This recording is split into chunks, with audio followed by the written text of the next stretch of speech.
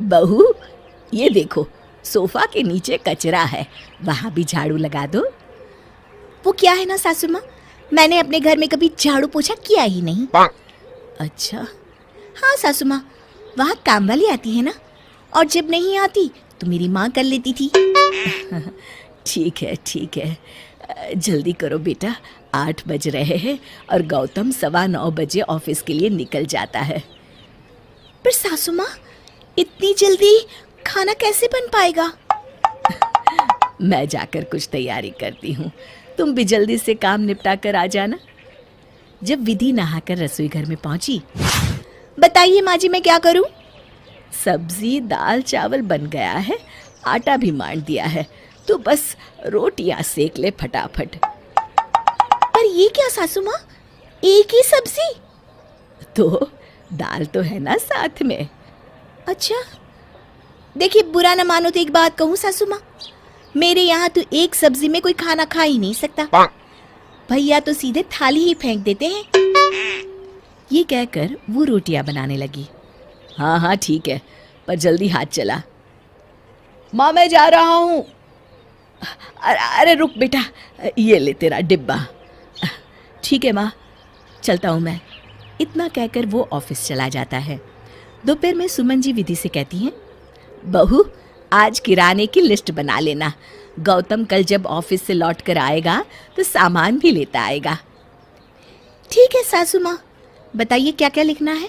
अब तो रसोई तुझे ही संभालना है, अपने हिसाब से लिख ले, अंदाज तो है ना तुझे? हाँ सासू माँ। और हाँ, पर्ची ध्यान से गौतम को दे जरूर देना। जी ठीक है। दूसरे दिन टिफिन के साथ विधि एक कागज भी देती है। ये लिस्ट जाते समय किराने वाले को देते जाइएगा और शाम को सामान ले आइएगा। अच्छा ठीक है। जब शाम को गौतम लौट कर आया तो बहुत गुस्से में था।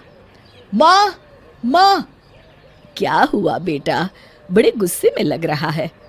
ये कैसा किराने का सामान लिखा था माँ? हर बार 5-6 हजार के अंदर आ जाता था और इस बार 15,000 है। 15,000? लिस्ट तो दिखा भला। आटा 20 किलो, दाल 5 किलो, चावल 10 किलो, काजू 1 किलो, बादाम 1 किलो, पिस्ता 1 किलो, देसी घी 5 किलो, लाइजोल 1 लीटर। बहू, कहीं पर्चा बदल तो नहीं गया? नहीं सासू माँ, ये मैंने ही लिखा है। इतना सामान तो किसी प्रोग्राम में आता है बेटा। सासू माँ, तो फिर लिस्ट आपको ही बनानी चाहिए थी। हमारे मायके में तो किराने का सामान ऐसे ही आता है। चुप, बिल्कुल चुप, अब एक शब्द भी नहीं सुनूंगा। मुझे पता है तेरे मायके वाले कितने रईस है। विधि गुस्से में कमरे में चली गई। ये क्या किया बेटा तूने, रुला दिया उसे। माँ, तुमने बातें नहीं सुनी उसकी? अभी उसमें बचपना है, पर तुम तो समझदार हो ना। अरे माँ, तुम भी। जा, अब हाथ मुंह धो ले, मैं चाय बनाती हूँ। इसी तरह दिन बीतने लगे, पर विधि की शेखी मारने की आदत ना गई। लेकिन गौतम का इस आदत पर चिढ़ना बढ़ गया। एक दिन सुमन जी उसके लिए साड़ी लेकर आई। बहू, ये साड़ी लो। अरे वाह, तुम दीपावली पर इसी साड़ी को पहनना, हरा रंग तुम्हारे ऊपर बहुत अच्छा लगता है। सासू माँ, पिछले साल सेम ऐसी ही साड़ी मेरी माँ ने बर्तन वाली और झाड़ू पोछा वाली को दी थी। ये सुनकर गौतम को बहुत गुस्सा आया। वो कुछ बोलने ही वाला था कि सुमन जी ने उसे इशारे से चुप रहने को कहा। अगली सुबह गौतम ऑफिस के लिए तैयार होकर बोला, माँ टिफिन बना। बहू, टिफिन तैयार है? हाँ, बस हलवा रखना बाकी है। जल्दी कर बहू, ला हलवा मैं रख देती हूँ। सासू माँ, ऐसा हलवा तो मेरे घर में किसी के गले से ना उतरे। हम लोगों को तो एकदम घी में तर हलवा पसंद है। आज गौतम के सब्र का बांध टूट ही गया। वो अंदर गया और हाथ में एक सूटकेस लेकर वापस लौटा। विधि, विधि! जी कहिए। चलो। कहाँ? तुम्हारे मायके। क्यों? वहीं रहो और दूध घी खाओ, जब तुम्हारा पेट भर जाए तब आ जाना, समझी? अरे बेटा सुन तो। नहीं माँ, मैं नहीं झेल सकता। ये कहकर उसने विधि का हाथ पकड़ा और लगभग घसीटते हुए उसे मायके छोड़ आया। कुछ दिन बाद सुमन जी ने कहा, बेटा तू तो ऑफिस में रहता है और मैं पूरे दिन घर में अकेली रहती हूँ और इसीलिए खाली घर खाने को दौड़ता है। माँ, मैं कैसे जाऊँ? बड़े गुस्से में छोड़कर आया हूँ उसे। तो क्या हुआ बेटा, पूरे दिन घर में चहकती फिरती थी। देखता हूँ संडे को। अगले दिन गौतम का टिफिन देकर सुमन जी ने कहा, आज ध्यान से ले आना बहू को। आज नहीं माँ। शाम को जब 6 बजे गौतम घर लौटा तो उसने देखा दरवाज़ा बंद है। चलो एक्स्ट्रा चाबी से खोल लेता हूँ। दरवाज़ा खोलकर जैसे ही गौतम सोफा पर बैठा, उसकी नज़र टेबल पर रखे कागज़ पर पड़ी। मैं बहू को लेने जा रही हूँ, तुझे आना हो तो तैयार होकर बनारसी मिठाई भंडार पर आ जा। वो जल्दी से टैक्सी लेकर बनारसी मिठाई भंडार पहुंचा तो देखा माँ उसका इंतजार कर रही थी। आ गया तू? मायके में सुमन जी से विधि की माँ ने कहा, कैसी रही आप लोगों की तीर्थ यात्रा? सुमन और गौतम एक दूसरे को देखने लगे। तभी विधि बोली, अरे मैंने ही माँ को बताया था कि गौतम जी आपको तीर्थ यात्रा पर लेकर गए हैं, तभी तो मुझे जल्दबाजी में यहाँ छोड़ गए थे। जी जी, बहुत अच्छी रही। फिर सुमन जी ने विधि की माँ से कहा, विधि से कहिए जल्दी निकलेंगे, नहीं तो रात हो जाएगी। जी हाँ, तैयारी तो हो चुकी है, खाना भी तैयार है, खाकर ही जाइएगा। खाना खाने के बाद सुमन जी ने कहा, खाना बहुत अच्छा था समधन जी, मजा आ गया। तब विधि की माँ हाथ जोड़कर बोली, विधि ने बताया था कि हमारे यहाँ बिना 3-4 सब्जी और मिठाई के कोई खाना नहीं खाता, पर हमसे जितना हो सका उतनी ही व्यवस्था की। गौतम ने मन में कहा, अच्छा तो मैडम जी यहाँ अपने ससुराल की तारीफों के पुल बांधती है। घर पहुँचने पर सुमन जी ने विधि से कहा, बेटा ये अच्छी बात है कि तुम दोनों घरों की इज्जत बनाए रखना चाहती हो, पर याद रखो बेटा, ये झूठ की नींव पर नहीं होना चाहिए। मुझे माफ कर दीजिए सासू माँ, अब बात मेरी समझ में आ गई है। शिक्षा, पर हमें तारीफ उतनी ही करनी चाहिए जितनी सहज लगे। प्रीति की नई नई शादी हुई थी। उसका पति अक्षय विदेश में नौकरी करता था। प्रीति का रहन सहन सादगी भरा था। इस वजह से उसकी सास हमेशा उसे दूसरी बहुओं के मुकाबले कम आंकती थी और उसे बिल्कुल पसंद नहीं करती थी। ये ले। माँ जी मुझे मत मारिए। आज तेरी वजह से मोहल्ले की सभी औरतें मेरा मजाक उड़ा कर गई है। आज तो मैं तेरी हड्डी पसली एक कर दूंगी। एक काम ठीक से नहीं होता तुझसे नाश पिटी। अरे तुझे तो कपड़े पहनने का भी सहूर नहीं है, पता नहीं किस जंगल से उठकर आई है। अब इसमें मेरी क्या गलती है माँ जी, मैं तो हमेशा से इसी तरह से रहती आई हूँ। अरे मोहल्ले की जरा दूसरी औरतों की बहुओं को देख, कितने सलीके से रहती है, और एक तू है करम जली। ये ले। आप जैसा कहेंगी मैं वैसा करूंगी, मुझे और मत मारिए माँ जी।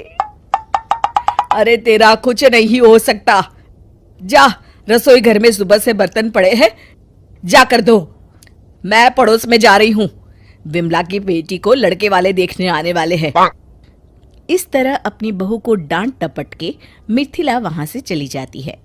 दूसरी तरफ जब भी अक्षय फोन पर प्रीति का हालचाल पूछता, प्रीति हमेशा अपनी पति से झूठ बोलकर अपनी सास के करतूतों पर पर्दा डाल देती थी।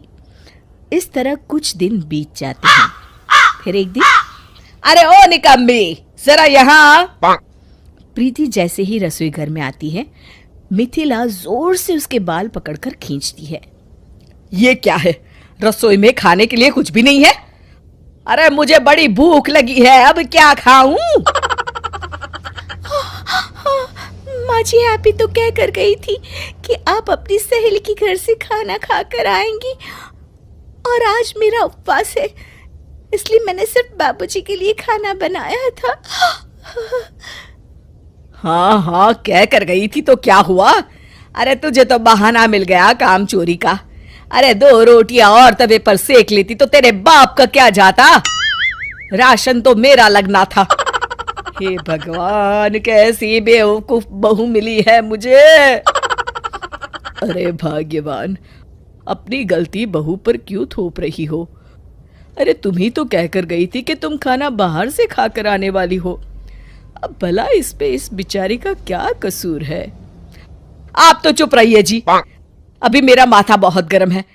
आप बीच में ना ही बोले तो अच्छा होगा। आप नाराज मत होइए, मैं अभी आपके लिए खाना बना देती हूँ। हाँ चल जल्दी, खाना बनाकर मेरे कमरे में ले आ। मिथिला अपने कमरे में चली जाती है। कुछ दिनों के बाद अक्षय का फोन आता है। आप कैसे हैं जी? अरे मैं तो बहुत अच्छा हूँ। एक बहुत बड़ी खुशखबरी है, मुझे यहाँ ग्रीन कार्ड मिल गया है। मैं चाहता हूँ कि तुम अब मेरे साथ यहाँ आकर रहो।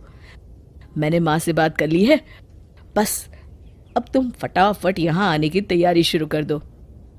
अच्छा ठीक है, अब मैं फ़ोन रखता हूँ, शाम को बात करेंगे।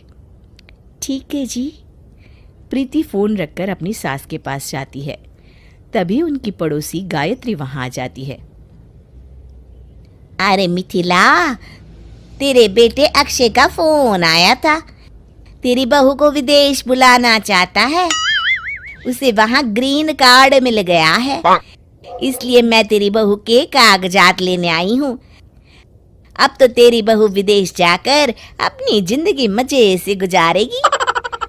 मिथिला बुझे मन से कहती है, हाँ ये तो है, अपनी अपनी किस्मत है। गायत्री प्रीति के कागजात लेकर वहां से चली जाती है। अगले दिन से प्रीति देखती है कि उसकी सास कुछ खोई खोई सी रहती है, और अब वो पहले की तरह ना तो प्रीति को मारती पीटती है और ना ही उसे कुछ भला बुरा कहती है। बस सारा दिन किसी सोच में डूबी रहती हैं। उसी शाम अक्षय का फोन आता है। प्रीति, तुमने आने की सारी तैयारी कर ली है ना? सुनिए जी, मैं अपने सास ससुर को छोड़कर कहीं नहीं जाने वाली। इस बुढ़ापे में अगर मैं ही उन्हें छोड़कर चली गई तो उनकी सेवा कौन करेगा?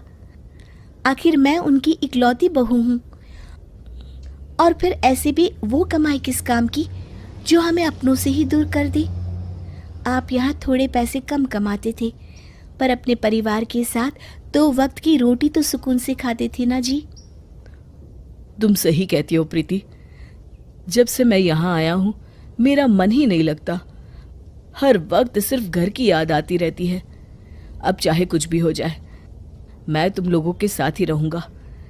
ज़्यादा से ज़्यादा क्या होगा, कम आऊँगा लेकिन सुखी तो रहूँगा। ये हुई ना बात जी। चलिए, माँ को खाना देने का वक्त हो गया है, अभी मैं फ़ोन रखती हूँ। प्रीति अपनी सास के लिए खाना लेकर जाती है। चलिए माँ जी, खाना खा लीजिए। अरे बहू, तू जाकर खा ले, मेरी इच्छा नहीं है। और बता, तेरी सब तैयारियां हो चुकी है जाने की? अरे माँ जी, आपको छोड़कर मैं कहीं नहीं जाने वाली, वरना आपकी डांटे कौन सुनेगा और आपकी हाथ की मार कौन खाएगा? मिथिला खुश होकर कहती है। क्या कह रही है बहू, तू सच में नहीं जाने वाली? हाँ माँ जी, मैं कहीं नहीं जा रही, और सबसे बड़ी खुशखबरी ये है कि अक्षय भी हमेशा के लिए वापस आ रहे हैं। चलिए, अब आप खाना खा लीजिए। अरे आज तो मैं 2 रोटी ज्यादा खाऊंगी। मान गई तुझे, आखिर बहू हो तो ऐसी। शिक्षा अपने माता पिता के साथ रहने का सुख ही दुनिया की सबसे बड़ी दौलत है।